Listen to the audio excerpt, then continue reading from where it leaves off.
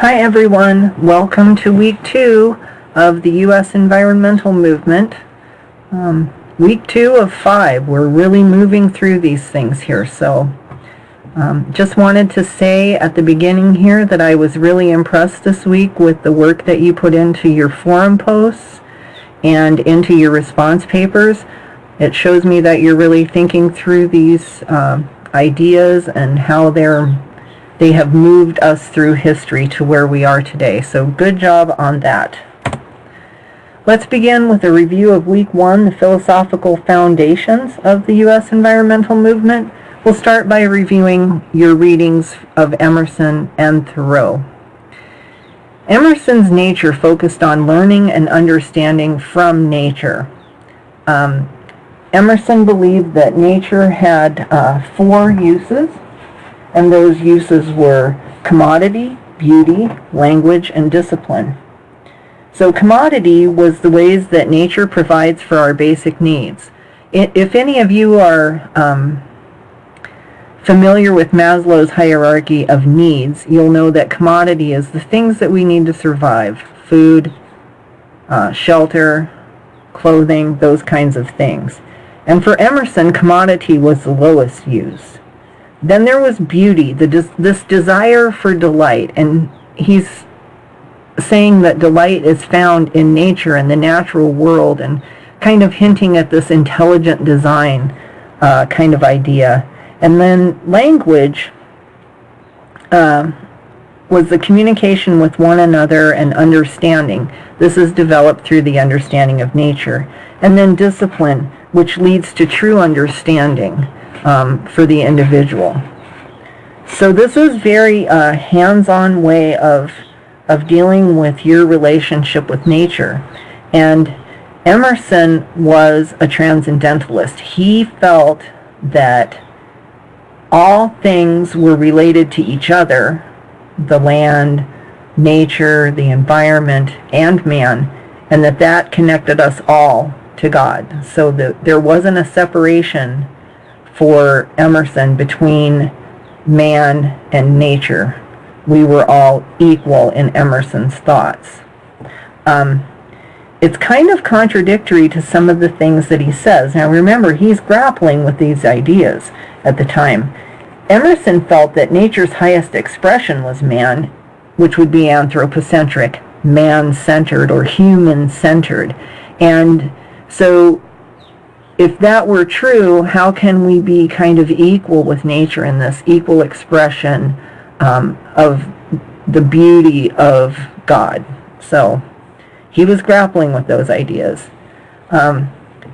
His ideas were revolutionary because he thought, as I said, all things are connected to God, so all things are divine, including nature. So this is the beginnings of a biocentric or an ecocentric view, and where the environment is considered differently than before, differently than the Judeo-Christian tradition, which we'll talk about in a moment.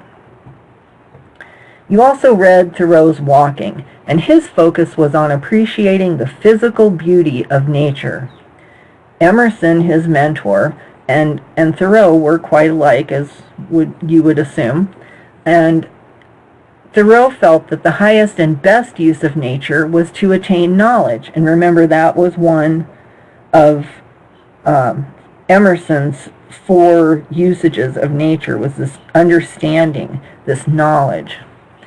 So Thoreau, in a lot of his writings, he likes to lament things, lament their passing. And you can see he was in the East, and he was seeing all of this, more and more people. It was harder to get out into the world and not run into another human being, or to cross some kind of development like a road, or to come to the end of a forest, because the rest of the forest that used to be there was deforested for development. So he was lamenting this loss, and he felt that turning west, and remember, this is kind of going along with the manifest destiny thing, if we go west, we'll find wildness and freedom that we've lost in the East. So for Thoreau, the loss of the wild was kind of a loss of intelligence. So he was for preserving this wild, this wilderness, this freedom, this ability to go out and saunter for 4 hours a day. Wouldn't that be nice? Saunter as communion with nature and with God, and it would preserve his soul. So this is the beginnings of the concepts of preservation of the natural world, the wild and wilderness. And we'll see both of these men's thoughts kind of tracing through and coming up even into today. You also read Lynn White Jr.'s The Historical Roots of Our Ecological Crisis, written in 1967. A bit easier read, but still very academic. And Lynn White Jr. blamed the environmental crisis on the Judeo-Christian tradition, where man is special, man is a superior creation over nature, and he is nature's dominator and ruler. And some of you on your own brought up some of these criticisms that many people have and scholars have had through the years to Lynn White Jr.'s premise. One would be that there are cultural, social, and economic problems that are to blame for the environmental crisis rather than religious views. Think of the drive for development and the economics and the drive for jobs, and think of social injustices and how many places are socioeconomically deprived because of the people that live there, and they're just shoved there and forgotten, where there are toxic dumps and things like that. So, this development and some place to put industrial waste, and then it's not a good place to live because soil, water table, aquifer is contaminated, and that's where, rents are low. So if you're a lower income person, that's where you tend to live. And then you're even more disadvantaged because you're more susceptible to disease.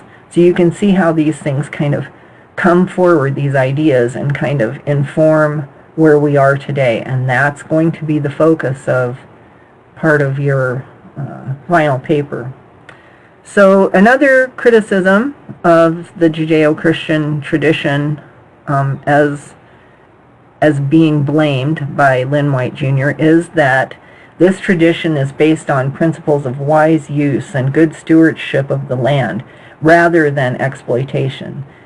So think of a farmer or a rancher in eastern Montana, 5th, 6th generation maybe, and how they talk about, this land was really stewarded well. My great-great-great-great-grandparents took really good care of it, passed it on to the next and now I have it, and it's a productive land, and there's wildlife, and there's timber, and there's grassland, and they're really proud of the way that the land continues to provide for their needs.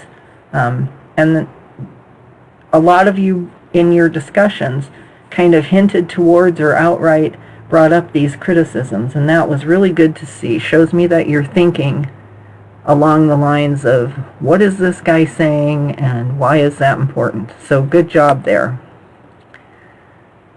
So that brings up this question of lamenting the loss of nature and who or what is to blame. So to summarize, Emerson and Thoreau saw nature as being lost to development, deforestation, and anything in terms of progress.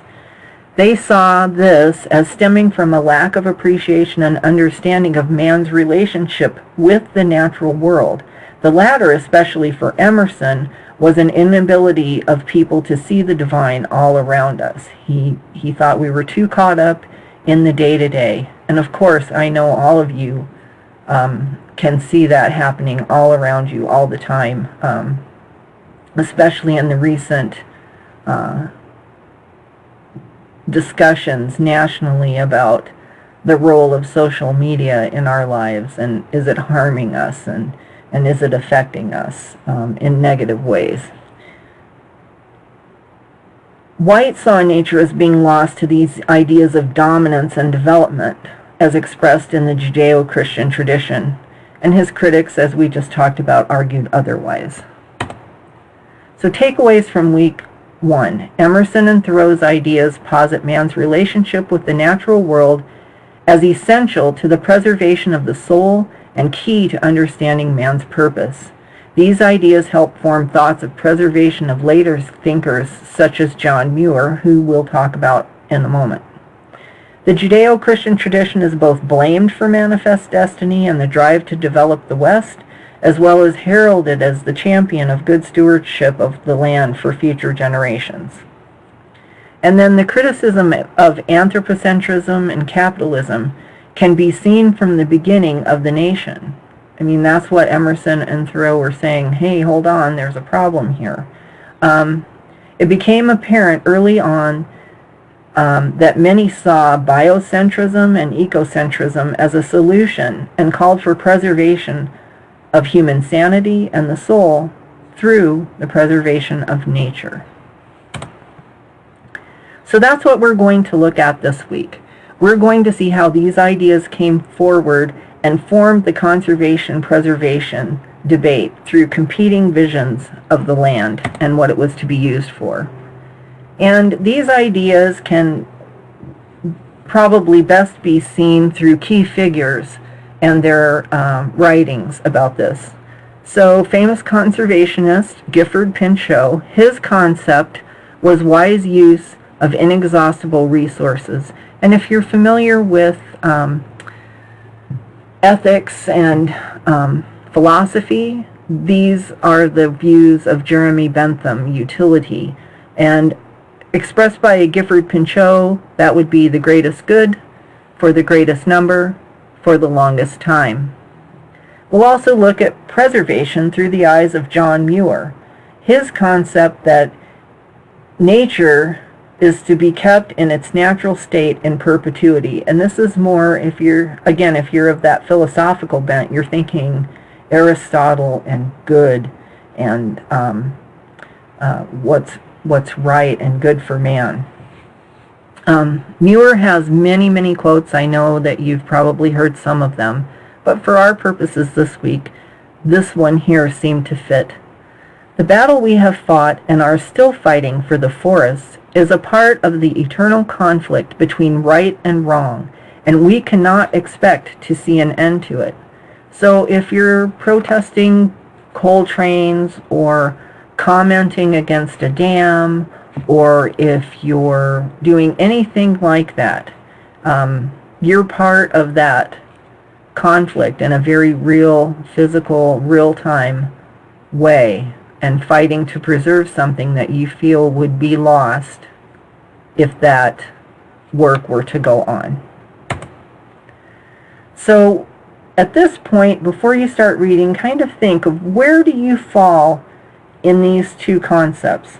If conservation means use and protection from destruction at the same time, you're still using it. It's talking about management. So is that something that you're more prone to be on the side of?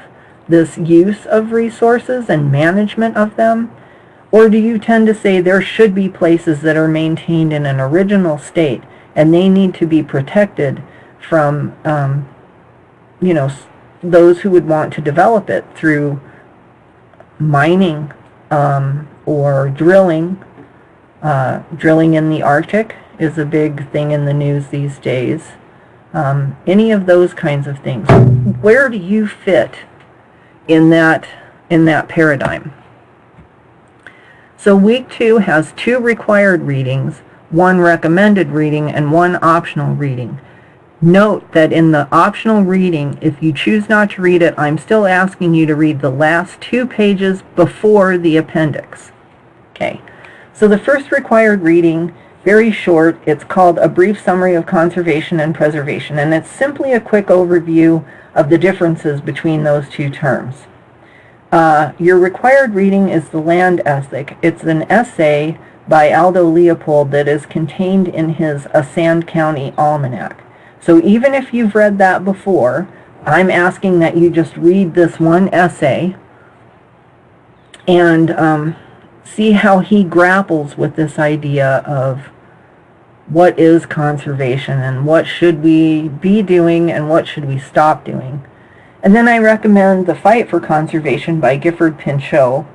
The first time I read this, I was really shocked at some of his ideas. So especially for forestry or resource conservation students, this is the history of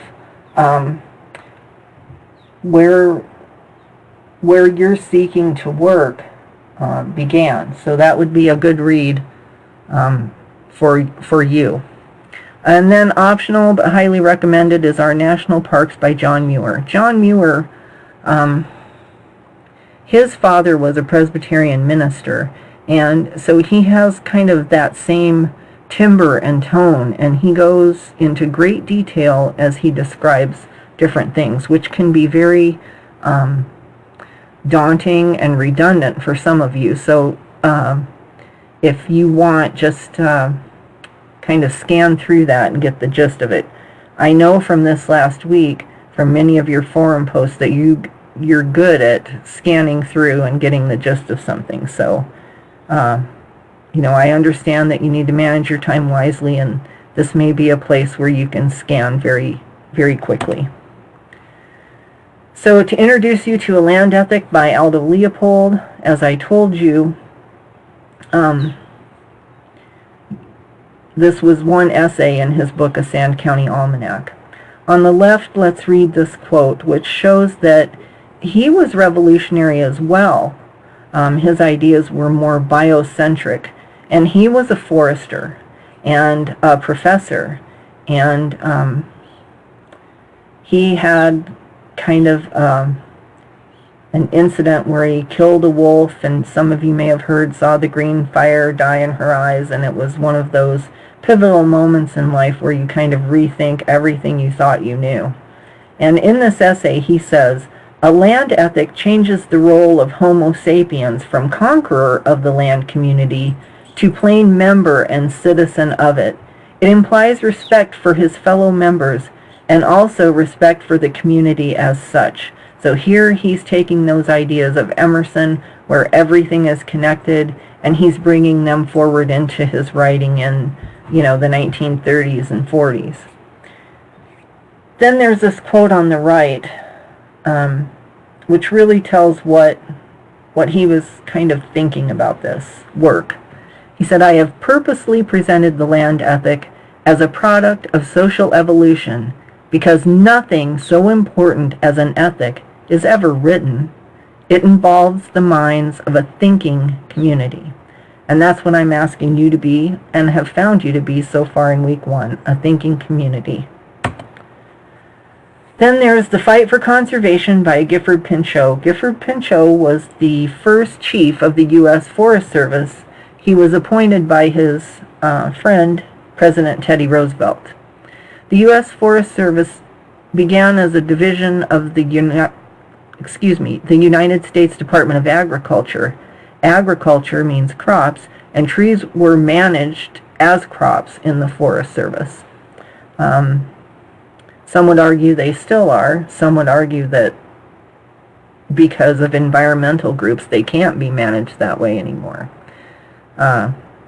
Pinchot believed that if resources were managed properly, they would be nearly inexhaustible. And I just find this really interesting that later on, after this was written, Pinchot said that he believed that man had the ability to control fire, and this led to the ideas of the put it out and all that evolved into wait, let it burn. So if you're in forestry, you know what I'm talking about, and this will be an interesting read for you. So his quote, "The purpose of conservation is the greatest good to the greatest number of people for the longest time. Again, a utilitarian point of view. And then there's this quote. The first great fact about conservation is that it stands for development. There has been a fundamental misconception that conservation means nothing but the husbanding of resources for future generations. There could be no more serious mistake. Conservation does mean provision for the future, but it means also, and first of all, the recognition of the right of the present generation to the fullest necessary use of all the resources with which this country is so abundantly blessed. Conservation demands the welfare of this generation first, and afterward the welfare of the generations to follow. End quote. Some would argue that that is why we are where we are today in this ecological crisis, that we haven't given enough thought in the past to future generations, to stewardship. So, something to consider there. And then Our National Parks by John Muir. So, as I said, if you don't have the time or can't really stand the writing style of Muir, at least read the last 2 pages before the appendix. It really gives the whole idea. So Muir was the founder of the Sierra Club and an advocate for wilderness. He fought for the preservation of many places, including the Hetch Hetchy Valley. He didn't want that valley dammed for water to be piped to San Francisco for human use. He thought the better use of the water and the land there was to keep it in its natural state, its preservation state. And Muir was heavily, heavily influenced by Emerson and Thoreau. He was known to, on some of his jaunts into the forest, to carry essays by either or both of those men to contemplate what they were saying and what that meant. So you can see their influences in his thought processes and in his writing. A quote from John Muir: "Any fool can destroy trees. They cannot run away. And if they could, they would still be destroyed, chased and hunted down as long as fun or a dollar could be got of their bark hides."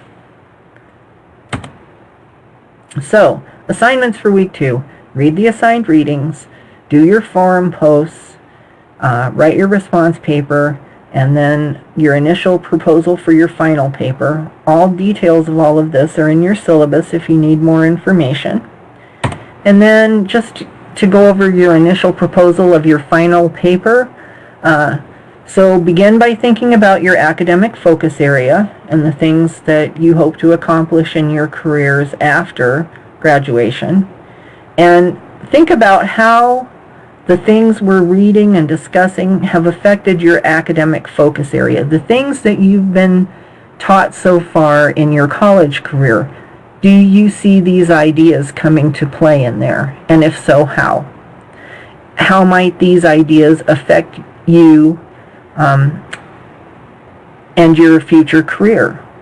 You know, we're at this place in history because of the things that have happened before. So then think, well, do you like where that is, or do you not like where that is? And then what would you do to preserve your field the way it is, or what would you suggest to change it? And we'll get more into that. Don't worry about that so much in your proposal as to just begin thinking about that part. So this proposal can be a bit random because we are not very far in, but you need to be thinking about this because there's only 3 weeks until this paper is due. So let me know what you're thinking, and then we'll be able to work together and narrow this down through my comments and questions that I ask you from your proposal. I will bring in to consider your forum posts, your major, maybe a minor. If you don't have a focus area, kind of let me know a direction you want to go. That'll be really important to the kinds of comments and the way I can lead you in a direction you need to go. And see the syllabus for more information. And feel free to email me if you have any questions. So, a little easier reading this week, and good job on everything you've done. Happy reading.